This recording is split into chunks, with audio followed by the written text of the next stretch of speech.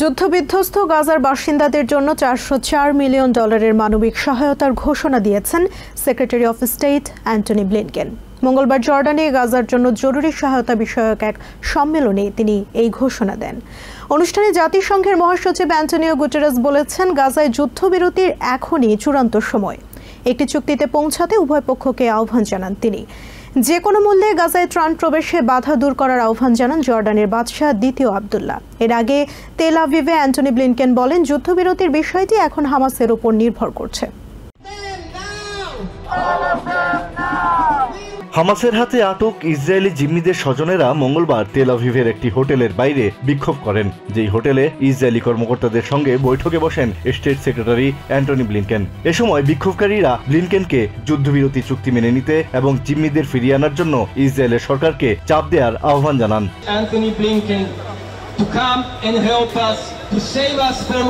বৈঠক শেষে বিক্ষোভকারীদের সঙ্গে কথা বলেন ব্লিনকেন। জিম্মিদের ফিরিয়ে আনার ব্যাপারে তাদেরকে আশ্বস্ত করেন তিনি। এরপর ব্লিনকেন সাংবাদিকদের বলেন, জিম্মিদের পরিবারগুলো যে যন্ত্রণার মধ্য দিয়ে যাচ্ছে তা অনুধাবন করা কঠিন।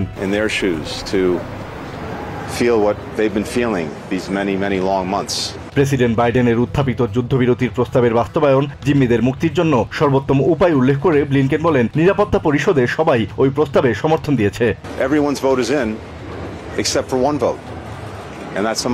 প্রস্তাবটি এগিয়ে নিয়ে যাওয়া এখন হামাসের হাতে বলে মন্তব্য করেন ব্লিনকেন। ব্লিনকেন দাবি করেন, প্রস্তাবটির প্রতি ইসরায়েলের প্রধানমন্ত্রী নেতানিয়াহুরও সমর্থন রয়েছে। পরে জর্ডানে call for action urgent humanitarian response for Gaza শীর্ষক এক সম্মেলনে অংশ নেন Blinken. As we know and have heard, more than 270 humanitarian workers have been killed. গাজার বিপর্যয়কর মানবিক পরিস্থিতির কথা উল্লেখ করে প্যালেস্টিনিয়ানদের সহায়তায় সবাইকে আরও এগিয়ে আসার আহ্বান জানান ব্লিনকেন। পাশাপাশি গাজার বাসিন্দাদের জন্য নতুন মানবিক সহায়তা তহবিলের ঘোষণা দেন তিনি। I'm announcing an additional $404 million in new aid to Palestinians. জর্ডানের বাদশাহ দ্বিতীয় আবদুল্লাহ বলেন, গাজায় ত্রাণ প্রবেশে যে কোনো ধরনের প্রতিবন্ধকতা সৃষ্টি অগ্রহণযোগ্য। It cannot be subject to the political agendas of any party. জাতিসংঘের মহাসচিব অ্যান্টোনিও গুটেরেস গাজায় ত্রাণ প্রবেশের সব পথ চালু করার আহ্বান জানান। All available routes into Gaza must be operational.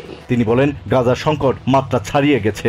It's high time for a ceasefire along with the unconditional release of hostages. গাজায় যুদ্ধবিরতির জন্য প্রেসিডেন্ট বাইডেনের উদ্যোগকে স্বাগত জানান গুটেরেস।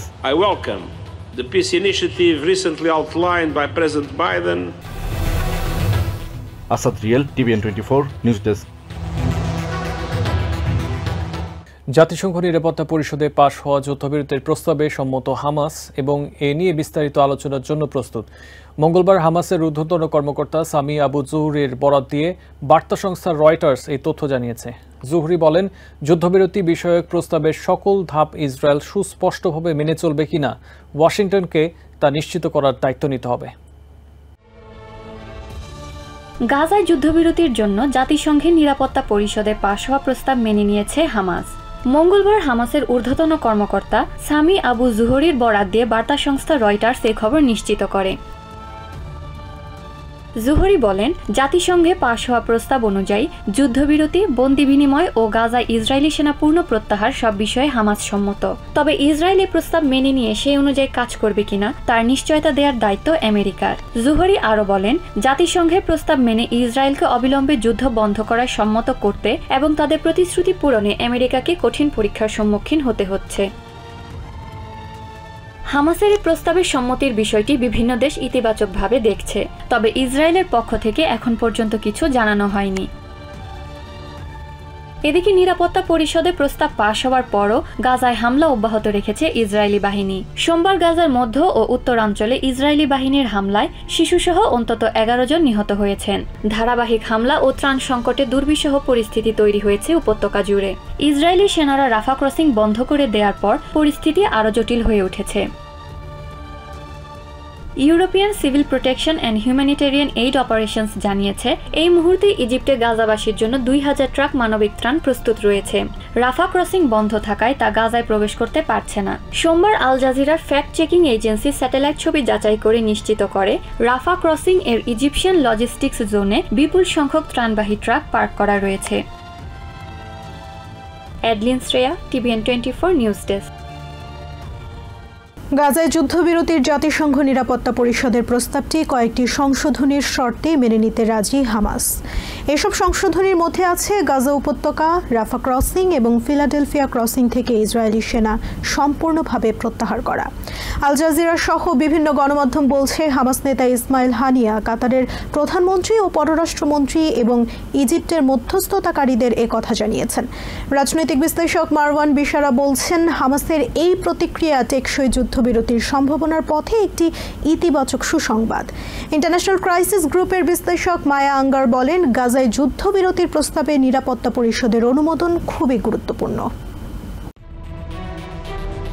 গাজা যুদ্ধের অবসানে আমেরিকার দেওয়া ও ইউনাইটেড নেশনস সমর্থিত যুদ্ধবিরতি প্রস্তাবের বিষয়ে আনুষ্ঠানিক প্রতিক্রিয়া জানিয়েছে হামাস। কাতার ও মিশরের মধ্যস্থতাকারীরা জানান, হামাস ও ইসলামিক জিহাদ একটি চুক্তিতে পৌঁছাতে ইতিবাচকভাবে কাজ করতে প্রস্তুত। তবে প্রস্তাবে কিছু সংশোধনী চায় হামাস। এর মধ্যে রয়েছে রাফা ক্রসিং সহ পুরো গাজা উপত্যকা থেকে সব সেনা প্রত্যাহার। তবে এ বিষয়ে বিস্তারিত কিছু জানাননি কাতার ও মিশরের মধ্যস্থতাকারীরা। আমেরিকাও নিশ্চিত করেছে তারা প্রতিক্রিয়া মূল্যায়ন করছে। এখন প্রশ্ন হলো, ইসরায়েল হামাসের দেওয়া সংশোধনী মেনে নেবে কিনা। আল জাজিরার প্রতিনিধি ইমরান খানের মতে, এ বিষয়ে ইসরায়েলের কিছু সমস্যা রয়েছে, কারণ ইসরায়েলের প্রধানমন্ত্রী নেতানিয়াহু রাজনৈতিক ও সামরিকভাবে হামাসকে নির্মূল করতে প্রতিশ্রুতিবদ্ধ। তিনি তার এ পরিকল্পনা এখনো পরিবর্তন করেননি। রাজনৈতিক বিশ্লেষক মারওয়ান বিশারা আল জাজিরাকে বলেন, হামাস যুদ্ধবিরতি প্রস্তাবে প্রতিক্রিয়া জানিয়েছে, এটি টেকসই যুদ্ধবিরতির সম্ভাবনার পথে অবশ্যই একটি ইতিবাচক সুসংবাদ। তিনি বলেন, হামাস ও ইসলামিক জিহাদ উভয়ই যুদ্ধবিরতির জন্য প্রস্তুত। এটা খুবই গুরুত্বপূর্ণ। ইন্টারন্যাশনাল ক্রাইসিস গ্রুপের বিশ্লেষক মায়া আঙ্গার বলেন, গাজায় যুদ্ধবিরতির প্রস্তাব অনুমোদনের জন্য ইউএন সিকিউরিটি কাউন্সিলের ভোট গুরুত্বপূর্ণ। তবে এটি একটি প্রতীকী ভোট, যার লক্ষ্য গাজায় ইসরায়েল এবং হামাসের মধ্যে চলমান যুদ্ধ শেষ করা। তিনি বলেন, একটি স্থায়ী ও টেকসই যুদ্ধবিরতি চুক্তি আশা করছে সবাই। যদি এটা না হয়, তাহলে পরিস্থিতি আরো খারাপ হওয়ার ব্যাপক আশঙ্কা রয়েছে। If we don't have this happen, there are a lot of concerns that the situation. Rubina Akter, TVN 24 news desk. ইউক্রেনের অবকাঠামো ও জ্বালানি খাতের উন্নয়নে পাশে থাকার প্রতিশ্রুতি দিয়েছে জার্মানি ও ইউরোপিয়ান ইউনিয়ন। মঙ্গলবার বার্লিনে ইউক্রেন রিকভারি কনফারেন্সে প্রেসিডেন্ট ভলোদিমির জেলেনস্কিকে এই প্রতিশ্রুতি দেন ইইউ নেতারা। রাশিয়ার হামলায় ক্ষতিগ্রস্ত ইউক্রেনের জ্বালানি ব্যবস্থা ঢেলে সাজাতে সব ধরনের সহায়তার প্রতিশ্রুতি দেন জার্মানির চ্যান্সেলর ওলাফ শোলস। এদিকে জার্মান পার্লামেন্টে দেয়া ভাষণে জেলেনস্কি বলেন, ইউক্রেন শান্তি ছাড়া অন্য কিছুই চায় না। যুদ্ধবিধ্বস্ত দেশটির জন্য সহায়তা আরও বাড়াতে সদস্য দেশগুলোকে আহ্বান জানিয়েছেন নেটো প্রধান ইয়েন্স স্টলটেনবার্গ। জার্মানির বার্লিনে ইউক্রেনের অবকাঠামো উন্নয়নে সহায়তা বিষয়ক 2 দিনের এই সম্মেলনে অংশ নেন ইউরোপিয়ান ইউনিয়নের বিভিন্ন দেশের নেতারা। বিশেষ করে যুদ্ধ পরবর্তী ইউক্রেনকে ঢেলে সাজাতে ইউরোপের দেশগুলোকে এগিয়ে আসার আহ্বান জানায় সম্মেলনে অংশ নেয়া ইইউর প্রতিনিধিরা। রাশিয়ার হামলা বিপর্যস্ত ইউক্রেনের জ্বালানি ব্যবস্থার সংস্কার ও উন্নয়নে সর্বাত্মক সহযোগিতার আশ্বাস দেন জার্মানির চ্যান্সেলর ওলাফ শোলস। এ কারণে ইউক্রেনের জন্য বিপুল পরিমাণ অর্থ প্রয়োজন উল্লেখ করে সবাইকে এগিয়ে আসার আহ্বান জানান তিনি। ইউক্রেনের অবকাঠামো ঢেলে সাজাতে বিপুল পরিমাণ অর্থ দরকার। নবায়নযোগ্য জ্বালানি, প্রযুক্তি ও ওষুধ শিল্পে বিনিয়োগ ও দেশটির পুনর্গঠনে এসব অর্থ ব্যয় করতে হবে, যার জন্য প্রয়োজন বিপুল অর্থ বিনিয়োগ।